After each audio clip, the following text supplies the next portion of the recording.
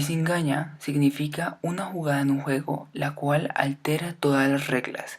Esta solo puede ser utilizada una vez. El lugar geográfico en el que se basará casi toda la información dada es Colombia y durante el periodo de violencia. El periodo de violencia en Colombia fue entre 1948 y 1945. El presidente que estaba a cargo en ese momento era Mariano Ospina Pérez. ¿Pero por qué empezó este periodo? Empezó debido a la desafortunada muerte de Jorge Eliezer Gaitán en 1948, en manos de Juan Roa Sierra. Al ser un líder muy influyente, causó mucho disgusto en cuanto a los liberales, por los cuales estos empezaron a quemar iglesias debido a que estas tenían una muy grande relación con el Partido Conservador.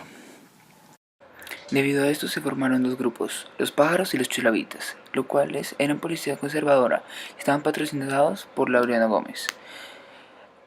Estos tenían como objetivo defender el Partido Conservador y matar a todos los liberales que se encontraran. En respuesta a esto aparecieron las guerrillas liberales en Tolima y los Llanos, dirigidas por Guadalupe Salcedo, que tenían como objetivo defenderse de las policías conservadoras. Después, durante el mandato de Gustavo Rojas Pinilla, en 1953, se firmó la amnistía entre las guerrillas liberales y el gobierno, lo cual llevó a la deja de armas y al apartamiento de la violencia. Pero el gobierno no jugó justo y después de un tiempo empezó a asesinar a los ya retirados guerrilleros. Entre ellos se encontraba Guadalupe Salcedo. A partir de esto se creó un nuevo grupo, el cual era llamado los bandoleros, que trataban de asaltar y matar a las personas. Luego de un tiempo, tan solo iban a territorios rurales y asaltaban. Estos estaban divididos en dos grupos, los revolucionarios, quienes tenían una conciencia de clases e ideales por los cuales pelear, y los tardíos, los cuales ya habían perdido su meta y ya solo se preocupaban por trabajar siempre y cuando les pagaran. Como es obvio, los tardíos vinieron después de los revolucionarios. Los tardíos se encontraban en Valle del Cauca y los revolucionarios en Tolima. Algunos de los bandoleros que es importante mencionar son Efraín González, Desquite y Capitán Venganza, quien era un bandolero tardío, pero era uno de los últimos que sí peleaba por sus ideales y no se dejaba comprar. Sin embargo, no es suficiente con analizar las situaciones internas del país para comprender el contexto, por lo cual toca analizar también las situaciones del extranjero. Durante la década de los 50, Estados Unidos estaba trabajando en un acuerdo comercial y militar con la República de Colombia. Debido a que los presidentes Mariano Ospina Pérez y Laureano Gómez veían a Estados Unidos como una potencia económica a seguir, accedieron a un acuerdo desigual que iba a traer grandes beneficios económicos a Estados Unidos, pero sin embargo era necesario para el desarrollo económico de Colombia.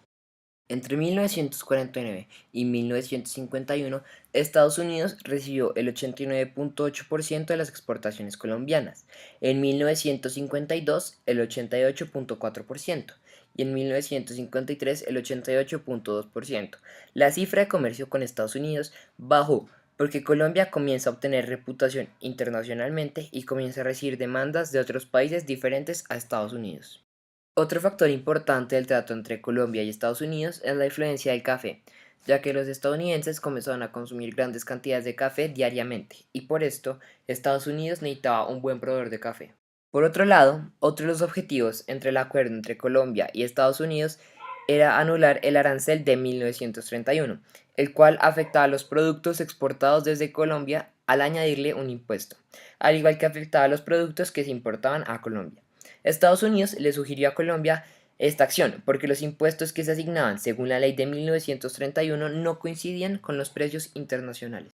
Debido a esto, se creó el Comité de Crédito Público y Asuntos Económicos, el cual subió el precio de los impuestos a las mercancías extranjeras. Sin embargo, Estados Unidos no está de acuerdo con el exorbitante puesto que había sido establecido por Colombia y por eso no lo asesoraron para entrar al Acuerdo General sobre Aranceles, Aduaneros y Comercio, y terminó el acuerdo con Colombia. A mitad de 1959, Colombia estableció su nuevo sistema de aranceles que se basaba en una relación entre los derechos arancelarios, la cantidad del producto en Colombia y el mismo precio del producto.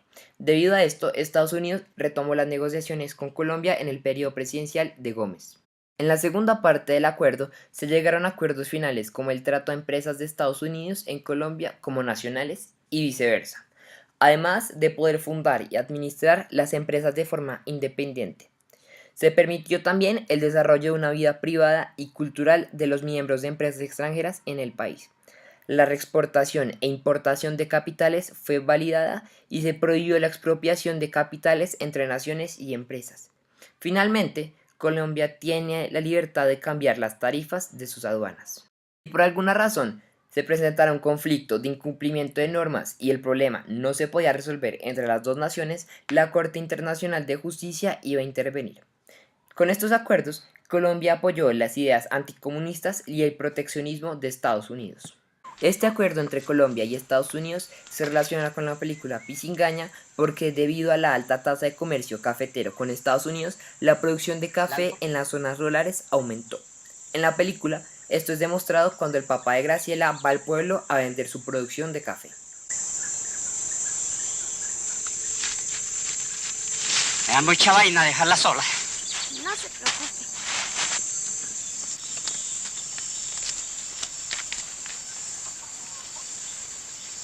Por aquí hay mucha maldad. Entonces ya sabe, cualquier cosa y al monte.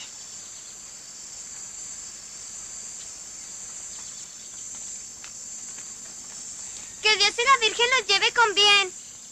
Y que no se le olvide el camino. Si a yo se me olvida el burro, ¿se acuerda?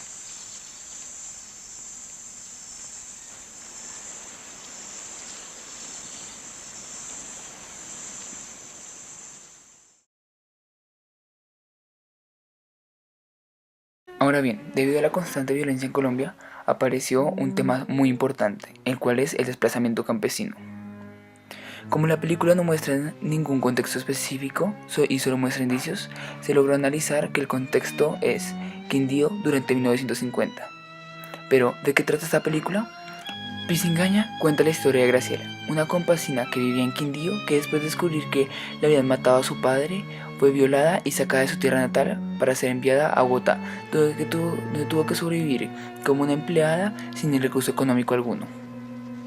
A través de todo el largometraje se puede evidenciar los problemas que Graciela tiene que enfrentar, no solo porque llega a una ciudad sola, donde no conoce la cultura, sino también porque sabe que tiene un pasado muy triste y adicional a esto es tentada a tener relaciones sexuales con el padre de la familia. Como se puede ver, esta historia está completamente basada en el desplazamiento campesino. Además, que logra ejemplificar las consecuencias psicológicas y el dolor pasado que tienen que sufrir los campesinos después de ser desplazados. A partir de todo lo ya expuesto, surge la siguiente pregunta. ¿De qué manera se puede identificar los problemas psicológicos que deja el proceso de desplazamiento de tierras en sí?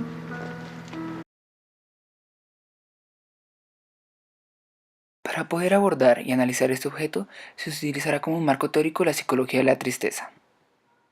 La autora Sara Montejano, quien es una psicóloga general sanitaria, en su artículo Psicología de las emociones, la tristeza, dice que el dolor es un aviso o una guía sobre cómo actuar y que este puede causar un desbalance mental en los individuos. Ahora, en cuanto a las categorías que se utilizarán, van a estar incluidas el desarraigo, la crisis de identidad, deshumanización y desplazamiento. Ahora se mostrarán los puntos de vista de varios autores para cada una de estas categorías. Primero que todo, el desarraigo. En el libro Articulaciones del desarraigo en América Latina, escrito por Woodley Edison Luidor, quien es un magíster en filosofía y un filósofo especializado en ciencias sociales.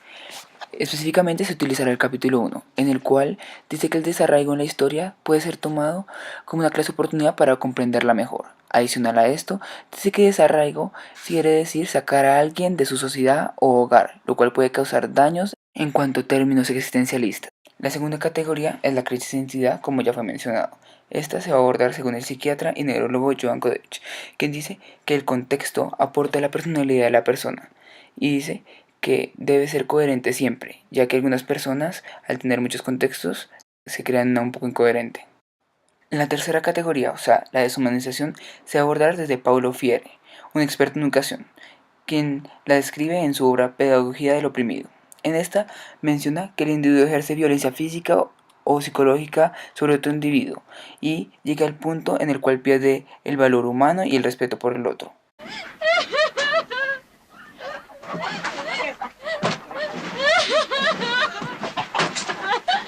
Con que encubriendo subversivos, ¿no? Guardándoles el mercadito. No, caballero. Quítenle la ruana y requísenla.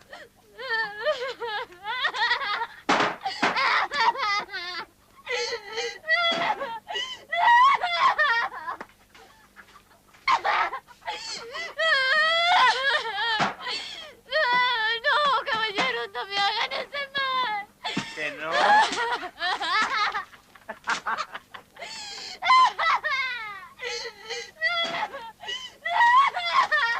Ajá. Bonito banco de bandoleros.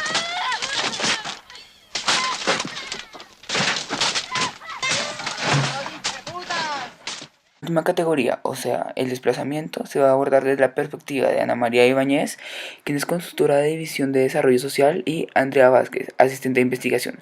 Estas mencionan en su obra el impacto del desplazamiento forzoso en Colombia, condiciones socioeconómicas de la población desplazada, vinculación a los mercados laborales y políticas públicas, que el desplazamiento forzado llega a tener muy malas consecuencias, como por ejemplo el tener problemas al tratar de reintegrarse en la vida laboral y una gran pérdida de bienes económicos.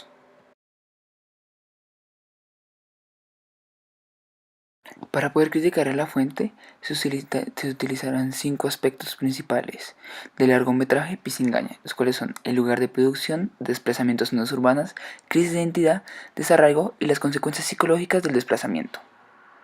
Ahora se explicará el primer aspecto, el cual es el lugar de producción. Leopoldo Pinzón, quien es el director de la película Pisingaña, comenzó su vida trabajando en El Espectador y La Semana cuando solo tenía 19 años. Su enfoque era presentar los problemas humanos que yacen en el individuo. Pero para poder entender mejor la historia de este personaje y también entender la película, toca ir un poco más atrás en su historia. Empezó su vida en Huasca en 1939, pero después de 4 años, su familia y él decidieron irse a Bogotá, donde pasó varios años de su vida hasta 1950. Cuando tiene un accidente y pierde control de toda su movilidad, decide irse a vivir a Pacho, una finca de un cuñado. A partir de este momento empieza a vivir directamente las amenazas del campo, como por ejemplo daños en la finca donde aparecían las cercas cortadas. Adicional a esto, abro comillas, el hacha semienterrada en el patio, cierro comillas. Alcalde Mayor de Bogotá de 1984.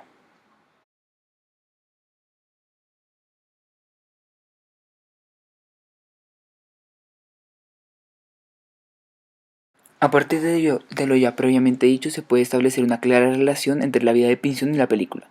Aunque lo que le pasó a Pinzón fue bastante lejos de lo que le pasó a Graciela, igualmente de una relación en cuanto a problemas en zonas agrícolas. Por esto se puede decir que lo que Pinzón mostró en la película es tan solo una clara ejemplificación de los problemas que tuvo cuando era niño. El segundo aspecto que se va a desarrollar es el desplazamiento campo-ciudad. Se entiende el desplazamiento como el hecho de mover a alguien de un lugar a otro. El desplazamiento será tratado como una subcategoría perteneciente a la categoría de desarraigo. En la película Pisingaña se puede identificar este aspecto cuando Graciela y otros campesinos vecinos son desplazados a distintas partes de Colombia. En algunos casos fue a Bogotá, como es mostrado en el largometraje. Esto se puede relacionar con la teoría por Ana María Ibáñez y Andrea Velázquez, quienes postulan que el desplazamiento trae grandes consecuencias económicas y laborales. Su inadecuada experiencia laboral para las zonas urbanas redunda en altas tasas de desempleo y pocas alternativas de generación de ingresos. ¿Le comieron la lengua a los ratones? Ay, no creas. ¿Viste que sirvió como le enseñé? Parece boba, pero no es. Dice que no, se está orinando el susto con la brilladora. Ay, qué falta de caridad. Pobre muchacha, con todo lo que le ha pasado. ¿Y cuánto le vas a pagar? Eso sí, mijo, ninguno de estos mugres se consigue por menos de 4,000 pesos. La de mi hermana. Ni lava, ni plancha. Hay que darle libres el sábado y el domingo. Les dice de tú a los niños. Ah, llegó con un muchachito de brazos y ya está esperando el otro. Pero yo, luchando con la tía y diciéndole que me iba a tocar enseñarle hasta qué es un lavamanos, ¿sabes por cuánto logré sacar a la muchareja? Miserables 2,000 pesos. En la película se puede ver que Graciela llega a Bogotá sin dinero para comprarse ropa, por lo cual tiene que usar la misma con la que llegó. Además, al final del film se puede ver cómo ella fue echada a la calle, poniéndola en una mala condición en cuanto a aspectos laborales. Qué cosa tan carrasposa. ¿Cómo pueden caminar con esto? Fulanita, ¿son los únicos que tienen? Sí, señora. Vamos, niña. No le dé pena, no sea bobita, que ser pobre no es un delito.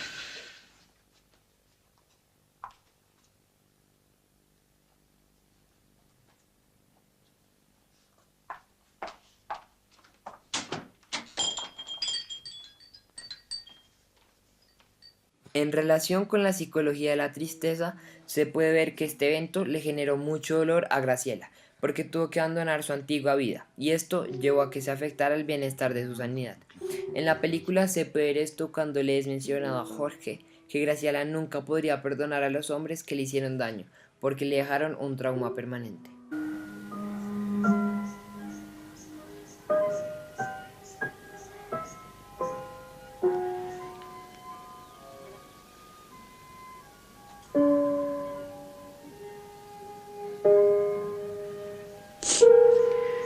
Pero nunca podrás perdonar a los hombres. A los que me volvieron un chiquero, no.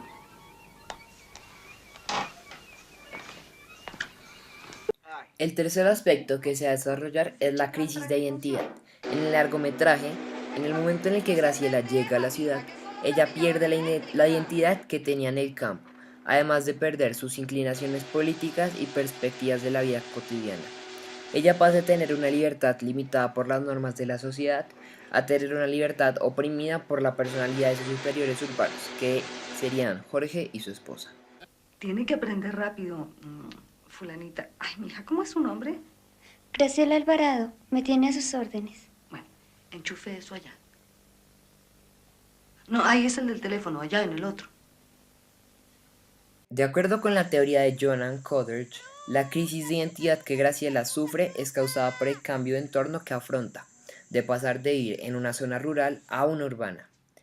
Este germen del sentimiento de identidad va desarrollándose posteriormente a través de la interacción del sujeto con el contexto sociocultural en el seno del cual habita. Coderch, 2017.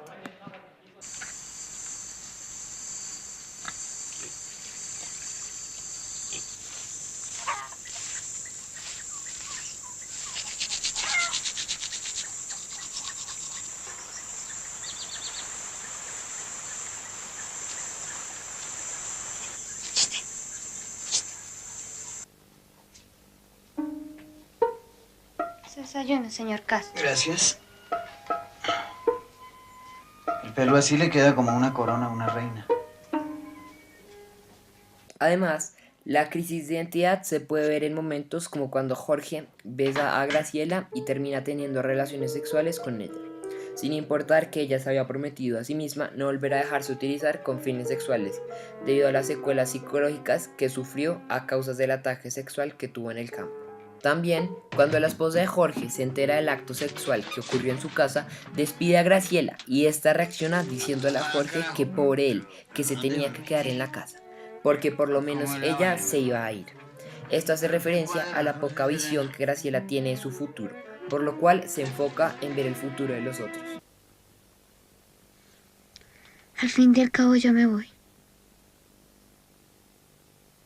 Pero pobre usted que se queda. Finalmente, en relación con el marco teórico de la psicología de la tristeza, se evidencia esta situación de dolor cuando Graciela observa los zapatos que tiene la esposa de Jorge. Aunque parezca un detalle mínimo, hace referencia a la diferencia social que hay entre ellas dos y todas las tragedias que Graciela ha tenido que pasar. Ella mira los zapatos con tristeza, viendo la vida utópica que ella desea pero nunca podrá tener.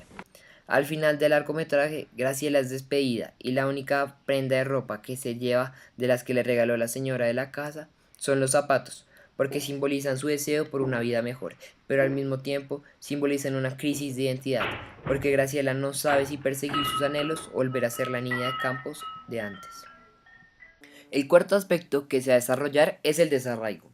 En este caso, se va a tratar el desarraigo como la categoría general en la que se encuentra el desplazamiento. El desarraigo es el hecho de sacar a alguien de su lugar natal. En el film se puede evidenciar cómo a Graciela le es arrebatada toda su cultura y se le obliga a adaptarse a una cultura ajena. Los bandoleros causantes del desarraigo utilizaron diversos métodos para expulsarla de su tierra, como matar a su padre, romper su casa. Este acto puede ser visto como un intento literal de destruir su hogar y su cultura.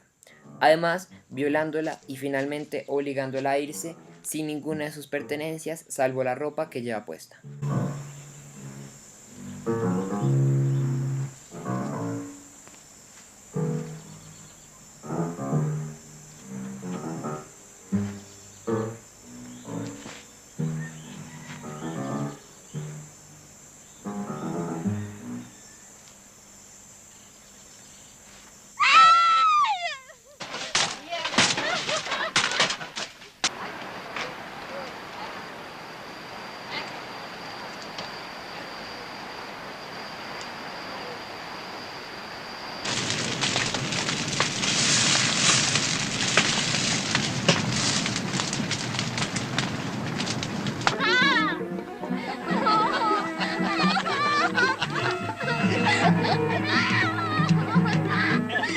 ¡Al suelo! Ay, no. Perdón. No. Ay, ay, ay. No. Perdón. No. Ay, ay, no. Olvídate, caballero. No me hagan ese mal.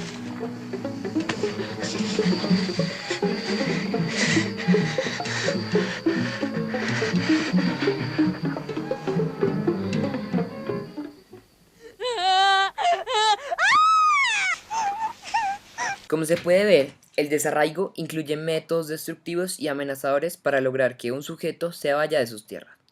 Es todo un proceso de violencia que poco a poco va obligando al individuo a irse. Este aspecto se puede analizar desde lo postulado por Woodley, Edson Lauder. El desarraigo puede causar daño, debido a que Graciela le causó daño tanto mental como físico, que los bandoleros le hayan destruido su vida. Abro comillas. En Colombia y en Latinoamérica, el desarraigado tiene raíces muy profundas. Cierro comillas. Finalmente, esto se puede relacionar con la psicología de la tristeza, ya que el hecho de que a una persona la saquen de su hogar genera tristeza, lo cual es un aviso de que algo anda mal, y en este caso sería que la persona está siendo sacada de sus raíces y su cultura. El último aspecto a analizar son las consecuencias psicológicas del desplazamiento. En el largometraje, esto se puede evidenciar en el personaje de Graciela, cuando ésta está hablando con Jorge y le dice que jamás podrá perdonar a los hombres malos que la violaron. En segundo lugar, está un daño psicológico que, aunque no es explícito, puede ser inferido. Este es cuando Graciela decide suicidarse. Aunque nunca es explicado la razón por la cual decide hacerlo, se puede pensar que es porque no soportó la vida del desplazado, o sea, pobreza económica y sin poder adaptarse socialmente debido a que no conoce la cultura.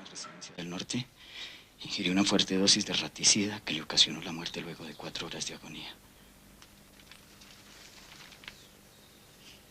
Ni como un perro. Como una rata. Deja una hijita de pocos meses de nacida. Se fue de aquí hace casi 2 años, ¿no es cierto? Sí, estoy segura, porque si no...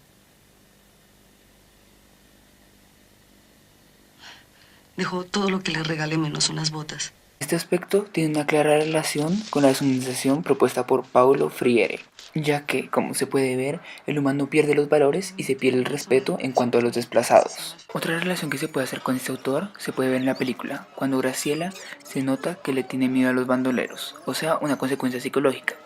Aunque no se puede ver claramente en el largometraje, probablemente los bandoleros también tenían miedo. Pero una pregunta que surge de esto es ¿el por qué? Esto se puede ejemplificar con la cita que da este autor, abro comillas. Este miedo a la libertad, en técnico que ni siquiera alcanzaron a descubrir el carácter de acción invasora, en aún mayor cuando se les habla del sentido deshumanizante de esta acción. Cierro comillas, Freire, 2017. Finalmente, esto se puede relacionar con la psicología de la tristeza, ya que la psicología va directamente relacionada con la tristeza. Cuando alguien está triste es porque tiene algún trauma debido a su pasado.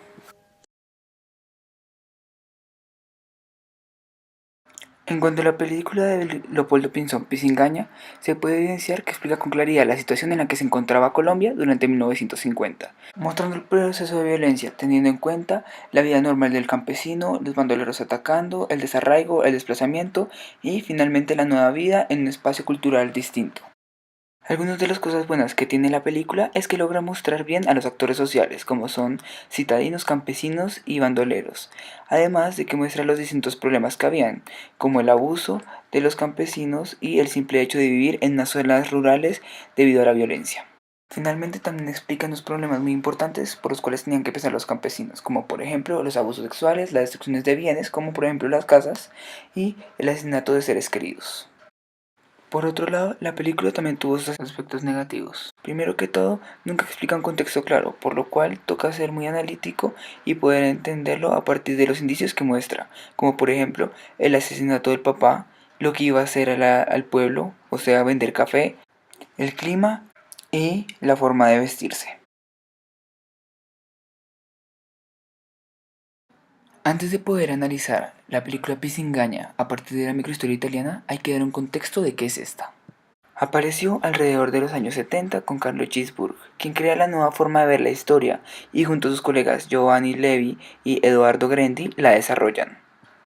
Esta perspectiva dicta que tiene que haber un contexto y solo se debe enfocar en un personaje u objeto y luego se debe hacer un análisis del contexto completo a partir de este. No se debe mirar a la historia cuantitativamente, sino solo cualitativamente, y se debe relacionar el personaje con el contexto. Un dato que es bastante importante de mencionar es que el libro que escribió Carlo Ginzburg, o sea, El queso y los gusanos, vino después de la creación de la teoría, pero aún así la ejemplificaba.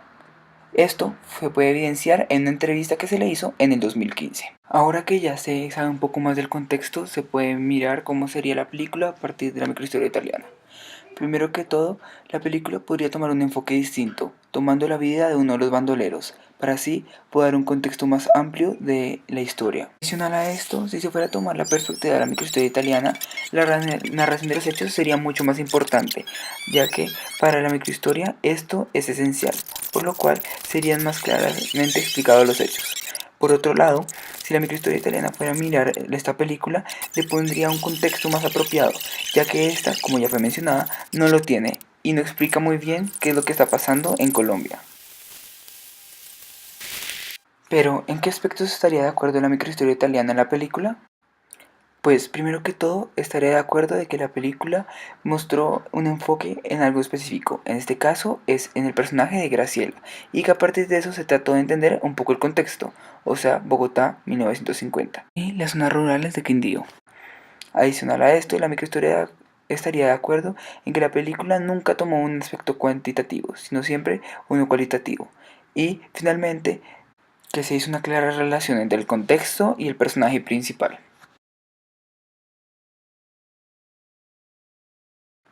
Adicional a Pisingaña, hay otros objetos que también pueden ejemplificar la misma trama. Un ejemplo es la película que salió en el 2008, llamada Sangre Negra, dirigida por Víctor Gaviria, que muestra la vida de un bandolero llamado Sangre Negra. Aunque esta película no toma la misma perspectiva de un campesino, igualmente muestra la misma problemática y la logra ejemplificar. Otro objeto que también podría ser utilizado para desarrollar el mismo ejercicio es el libro llamado Bandoleros, Gamonales y Campesinos, el caso de violencia en Colombia, escrito en 2011 por Gonzalo Sánchez y Tony Mertens. El libro se basa por la época de 1945 a 1965, mostrando la historia de varios bandoleros y abordando otros temas, como por ejemplo la rebeldía campesina, la relación de los bandoleros con su propio contexto, sus metas o lo que hacían, y el fin de los bandoleros. Aunque este libro no muestra exactamente lo mismo que Pisingaña, muestra el otro lado de la historia de los bandoleros, lo cual podría ayudar bastante a entender el contexto y luego poder también ser utilizado y analizado a partir de alguna escuela historiográfica como es la microhistoria italiana. A continuación se leerá una cita del libro la cual logra mostrar uno de los aspectos de los cuales habla este. En este caso es el aspecto que era lo que querían los bandoleros. El bandolero, ahora sin dependencia política urbana, se presenta como un fenómeno mucho más nítidamente campesino y como expresión de un malestar social del campesino. Lo suscita la alarma y el terror del conjunto de las clases dominantes sobre la posibilidad de que a partir de él se genere una dinámica de revolución social. No se asusten si una mano los araña. Este es el juego de la pisingaña araña. La pisingaña, la pisingaña, la pisingaña, jugaremos a la araña. la pisingaña, la pisingaña, la pisingaña, jugaremos a la araña.